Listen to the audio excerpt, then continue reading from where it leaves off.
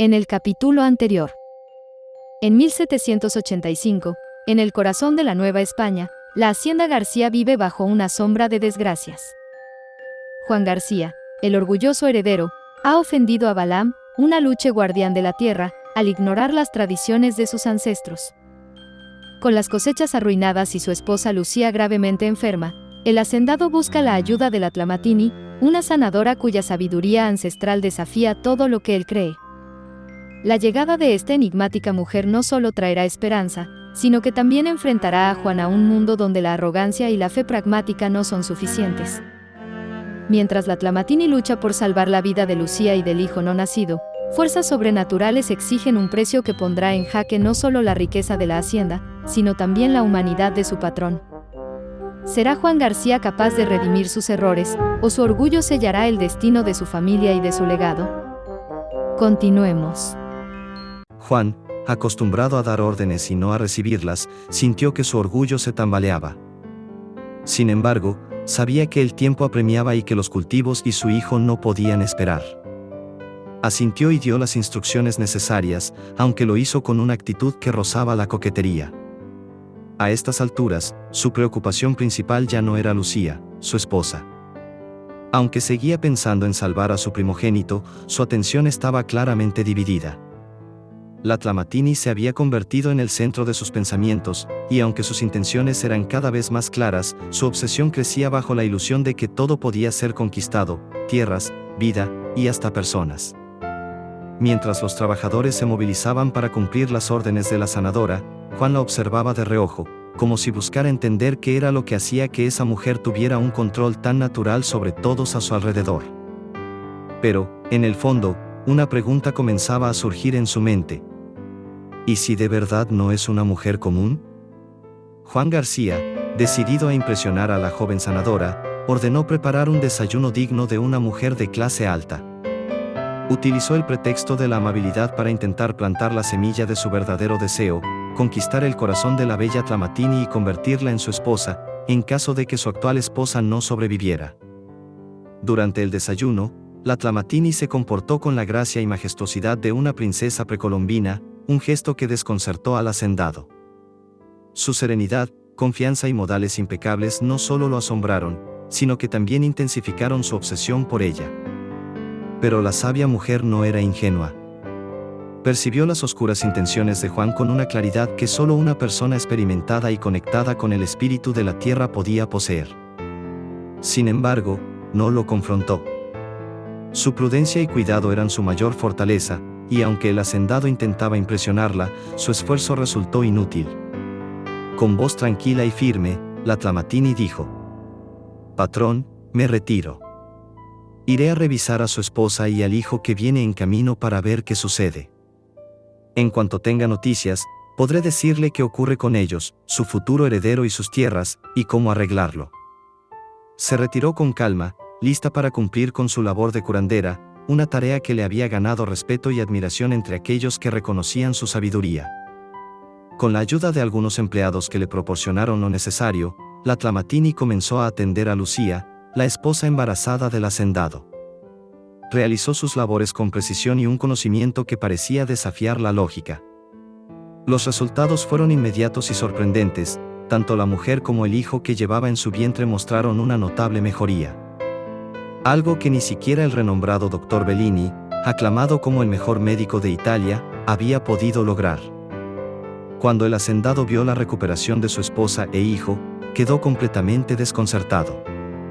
Su orgullo y su incredulidad se tambalearon al enfrentarse a un hecho que no podía explicar. La Tlamatini lo observó con calma y, con una voz serena, le dijo: «Patrón, su esposa está estable. Ambos estarán bien por ahora. Iré a descansar. Mañana, después del desayuno, le diré qué sucede y qué debería hacer». Sin más palabras, se retiró, dejando a Juan García inmerso en un torbellino de preguntas y asombro. ¿Cómo era posible que esta mujer, humilde en apariencia, lograra lo que él era considerado el mejor médico por la élite de la Nueva España no pudo? El hacendado, por primera vez en mucho tiempo, se sintió pequeño ante una fuerza que no podía controlar ni entender. Al día siguiente, Juan García continuó con su juego, decidido a conquistar a la Tlamatini. Aunque su esposa mostraba signos de mejoría, para él, todavía valía la pena intentar ganarse el favor de la joven sanadora. Aprovechando su posición de poder, prácticamente la obligó a usar un vestido refinado traído desde Europa, una prenda digna de una esposa de un hacendado o, incluso, de una reina. Cuando la Tlamatini apareció vestida con el atuendo, descendió a la mesa con la gracia y elegancia de una princesa precolombina, pero su incomodidad era evidente. Se sentó frente al hacendado y, con un tono molesto pero educado, le dijo: «Don García, no entiendo su persistencia excesiva en que use esta ropa y estos zapatos tan ostentosos. Esto no es parte de mi labor de curar a los enfermos». Hizo una pausa, dejando que sus palabras calaran, y agregó con una sutil pero afilada ironía: «Además, estoy segura de que no hace esto con sus médicos varones».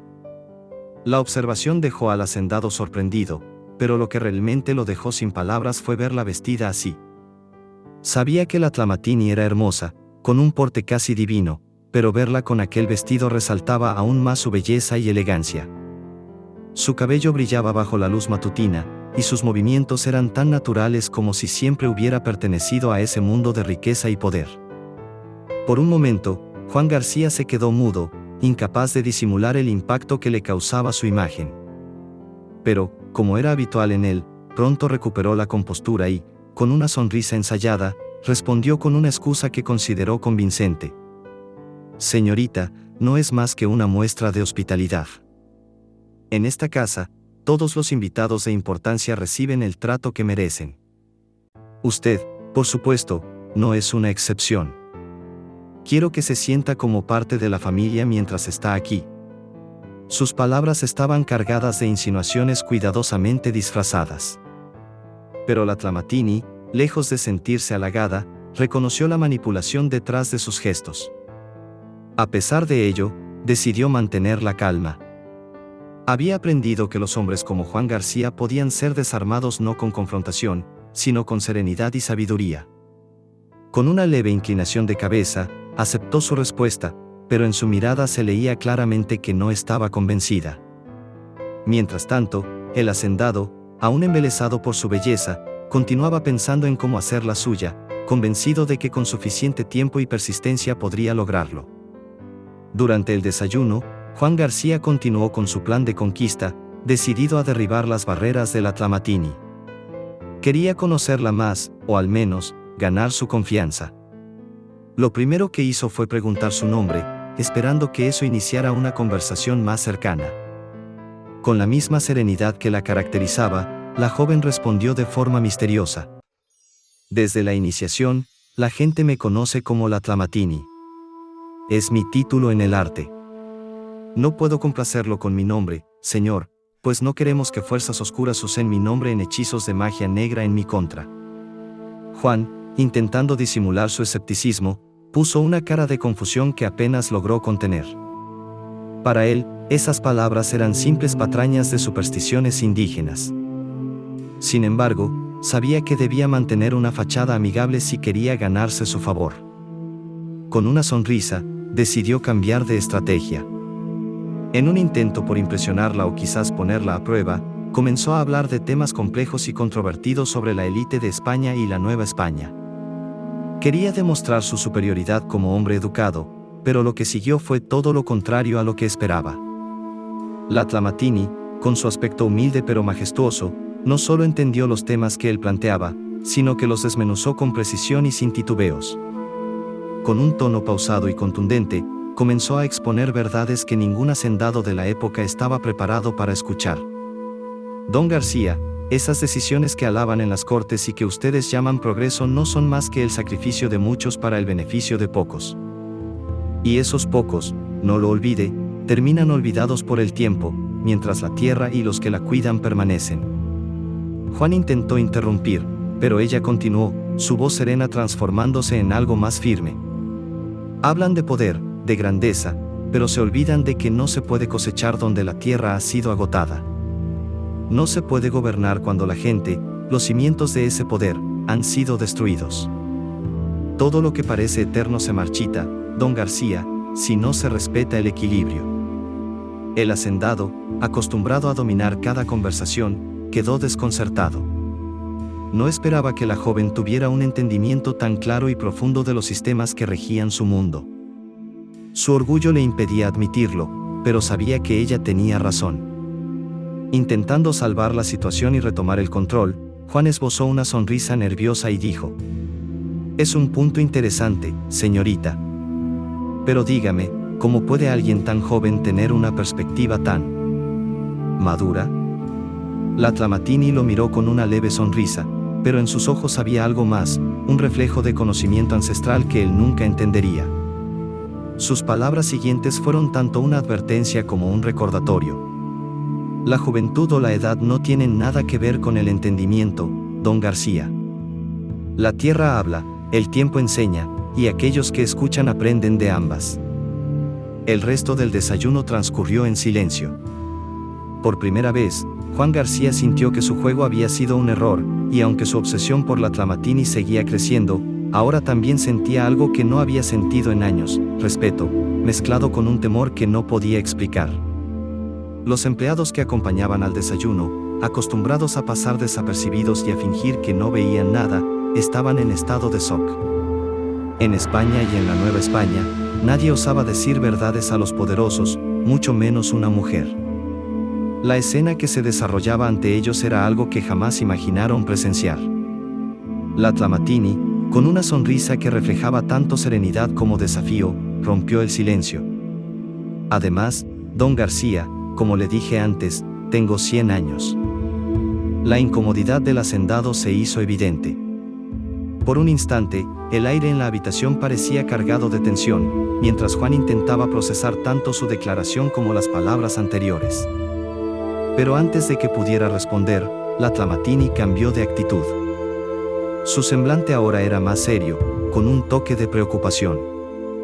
Con un tono firme, pero lleno de respeto, dijo: «Bueno, le agradezco las atenciones, pero ahora voy al grano. Su tierra debería dar muy buenos resultados, aunque quizás no como en el pasado. En cuanto a su esposa, su enfermedad no tiene un origen natural». Hizo una pausa, permitiendo que sus palabras calaran profundamente en el hacendado y en los atónitos empleados que la escuchaban. Luego, agregó con la solemnidad de quien maneja conocimientos que van más allá de lo humano: «El problema es de índole sobrenatural. Usted ofendió a Balaam, el aluche.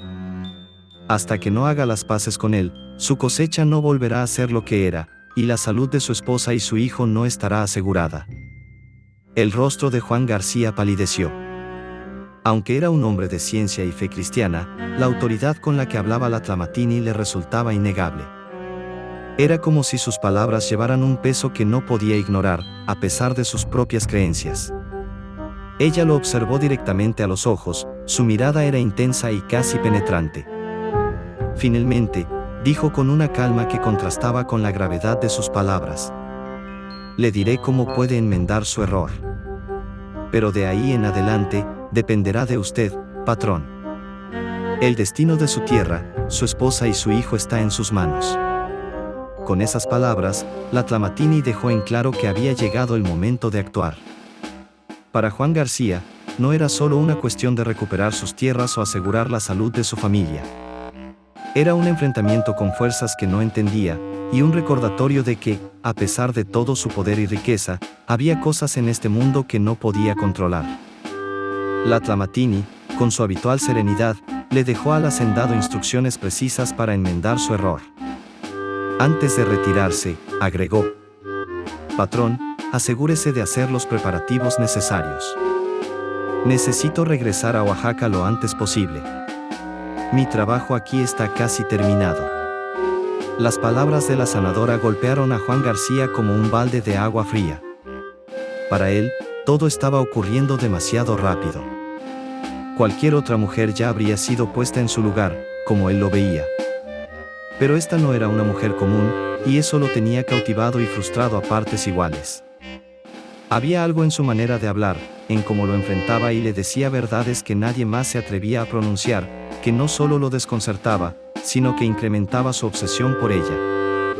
Pero, por primera vez en mucho tiempo, Juan entendió que no podía imponer su voluntad. Al menos, no de inmediato. Sabía que tendría que ceder, al menos por ahora, y seguir las instrucciones que la Tlamatini le había dado. Lo primero sería realizar el ritual para pedir el perdón de Balaam, el aluche, y reconstruir la casita de piedra que había destruido con su arrogancia. Sin embargo, eso solo era el comienzo. La parte final del proceso sería mucho más desafiante, tendría que enfrentarse directamente a Balaam. Hablar con el aluche no solo implicaba enfrentarse a algo que su mente racional no podía comprender, sino también aceptar las consecuencias de sus acciones. Tendría que ganarse su perdón y su favor, algo que solo sucedería si Balaam lo consideraba digno. Y, como si eso no fuera suficiente, tendría que estar preparado para pagar el precio que el aluche pidiera. Sabía que esto incluiría no solo reconstruir la relación simbólica con los regalos que su padre había ofrecido antes de su muerte, sino también algo más, algo que Balaam deseara específicamente. Mientras la Tlamatini se retiraba, Juan García quedó solo, mirando las notas que ella había dejado y sintiendo como una mezcla de temor, orgullo y obsesión se apoderaba de él. Por primera vez en su vida, el poderoso hacendado se sentía pequeño frente a algo más grande que él mismo. Pero en su interior, una voz persistente le susurraba que, una vez superado este obstáculo, nada podría detenerlo. Ni Balaam, ni la tierra, ni siquiera la Tlamatini. Con el peso de las instrucciones de la Tlamatini y la urgencia de salvar a su esposa e hijo, Juan García se vio obligado a enfrentar una realidad que desafiaba todo lo que creía. Supervisó personalmente la reconstrucción de la casita de piedra, un trabajo que, para su orgullo, resultaba humillante. Esta vez, no había influencia ni dinero que pudieran ayudarlo. Las acciones requerían algo que el hacendado no estaba acostumbrado a ofrecer, un arrepentimiento genuino. Bajo la vigilancia de la Tlamatini y los ojos curiosos de sus empleados, Juan cumplió cada paso, dejando ofrendas y pronunciando palabras que le resultaban ajenas y, al mismo tiempo, incómodamente significativas. Cuando la casita estuvo terminada, algo extraño comenzó a suceder. En los días siguientes, las señales de recuperación se hicieron evidentes. Su esposa, que había estado al borde de la muerte, recobró el color en las mejillas y comenzó a comer con normalidad. Su hijo, aún en el vientre, mostró signos de vida fuerte y saludable que los empleados más cercanos no tardaron en notar. Juan, observando estos cambios con sus propios ojos, sintió cómo la confusión y la frustración lo consumían. Caminó por la hacienda, mirando a su esposa desde la puerta de la habitación, luego a los campos que empezaban a mostrar brotes verdes. Finalmente, en un momento de incredulidad absoluta, exclamó con la voz cargada de emociones encontradas: «¡Por Dios! ¿Cómo puede ser esto posible?». A pesar de sus palabras, en su interior no podía ignorar lo evidente, algo que estaba más allá de su control había sucedido. Lo que consideraba supersticiones de campesinos ahora se manifestaba de manera tan clara que le era imposible seguir negándolo. La Tlamatini, que observaba desde la distancia con una mirada tranquila, entendía que, aunque la primera parte estaba completa, el verdadero desafío aún estaba por llegar. Balaam todavía esperaba, y lo que el aluche pediría como precio no sería algo que el hacendado pudiera tomar a la ligera. Con su salud completamente restaurada, Lucía observaba con atención los eventos en la hacienda. Aunque su esposo intentaba disimular, ella notaba claramente la obsesión que Juan sentía por la Tlamatini. Sin embargo, lo que más la intrigaba no era el comportamiento de su marido, sino la reacción de la joven. A diferencia de las demás mujeres que pasaban por la vida de Juan García, la Tlamatini no caía rendida a sus encantos. No mostraba admiración, mucho menos interés romántico. Su actitud era distante pero respetuosa, algo que Lucía encontró extrañamente tranquilizador. Como buena esposa de clase alta y madre en espera, Lucía decidió hacer lo que tantas mujeres de su posición habían aprendido a hacer: fingir ignorancia. No dijo nada sobre las miradas o los intentos de su esposo de agradar a la sanadora. Sabía que su silencio era su mejor herramienta para mantener la armonía en un mundo donde las apariencias lo eran todo. Mientras tanto, la Tlamatini continuaba cumpliendo con su misión. Una vez que la casita de piedra estuvo terminada y las ofrendas iniciales fueron entregadas, se dirigió al hacendado con las instrucciones finales.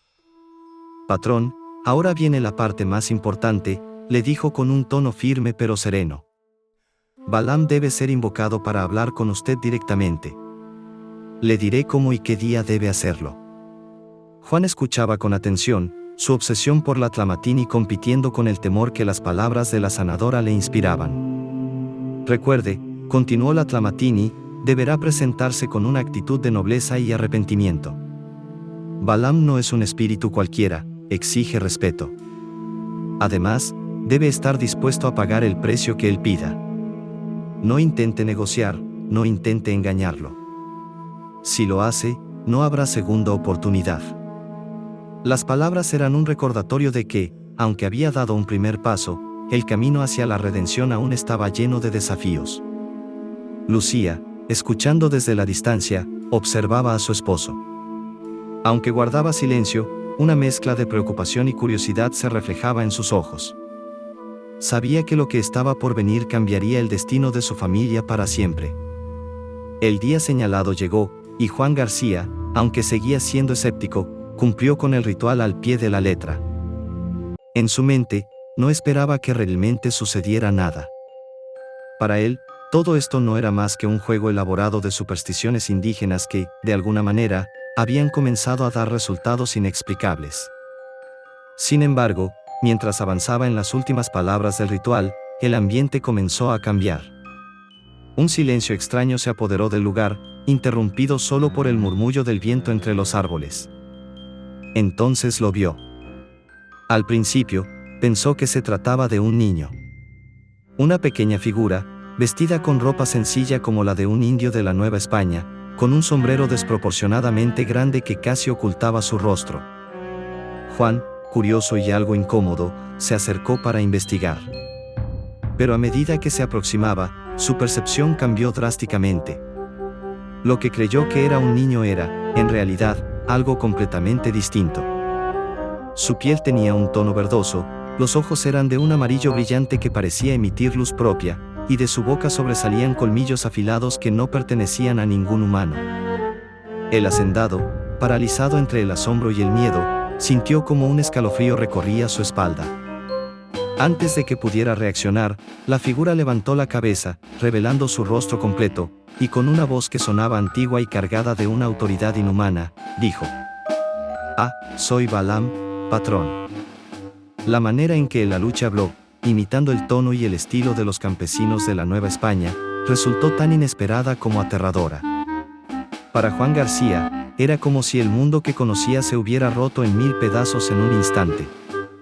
Todo su escepticismo, su arrogancia y su confianza se tambalearon ante la presencia de aquel ser que no debería existir.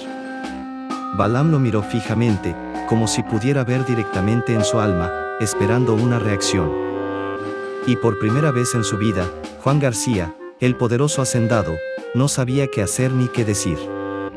Balaam permanecía quieto, su pequeña figura casi insignificante en apariencia, pero su presencia llenaba el ambiente con una presión palpable.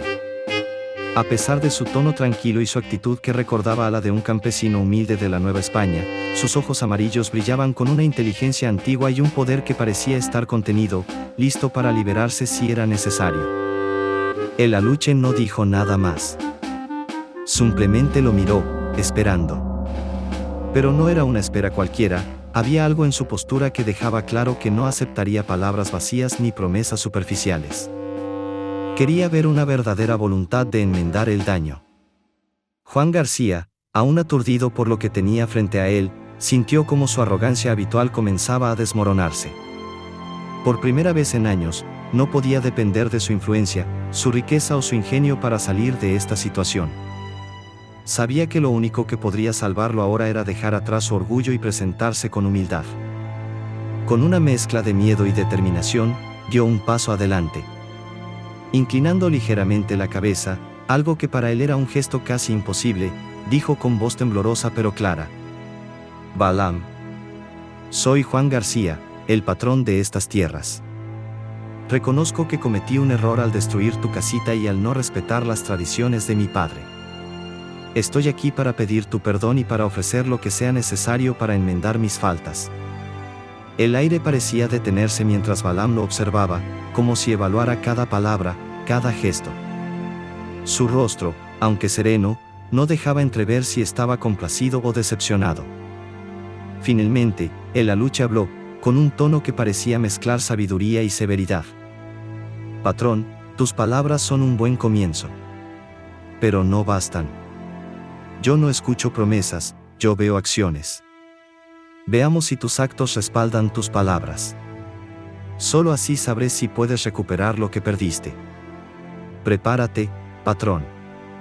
Lo que viene no será fácil. Tendrás que pagar el precio, y yo decidiré si es suficiente. Con su pequeña figura iluminada por la luz tenue de la luna, Balaam miró al hacendado con una calma inquietante. Tras dejar claro que el camino no sería fácil, continuó. Primero que nada, patrón, como muestra de amistad hacia mí y los míos, quiero su genuina amistad y agradecimiento. Además, quiero que regrese los regalos que solían ofrecernos en esta tierra. Ah, y queremos cerveza de calidad también. Juan, aún procesando lo imposible de la situación, hizo uso de toda su educación para mantener la compostura.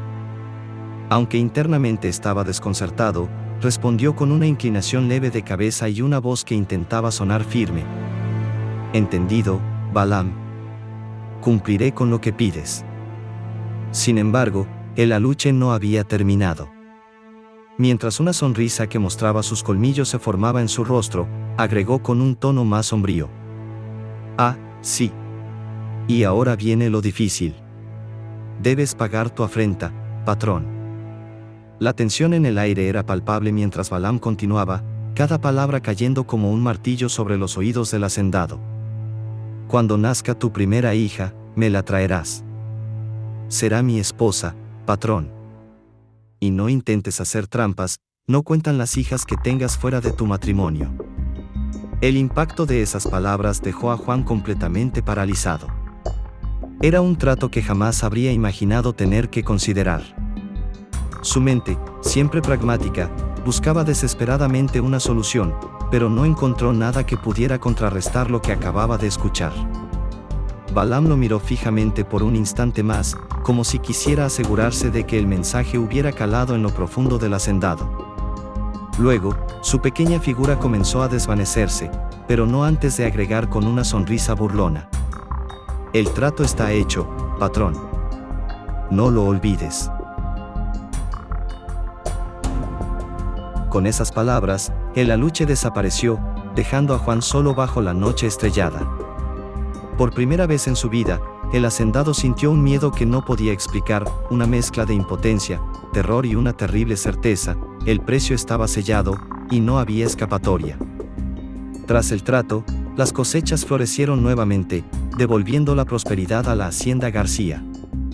Sin embargo, la felicidad fue breve. Lucía, aunque se recuperó de su terrible enfermedad, descubrió con horror el costo de la afrenta de su esposo.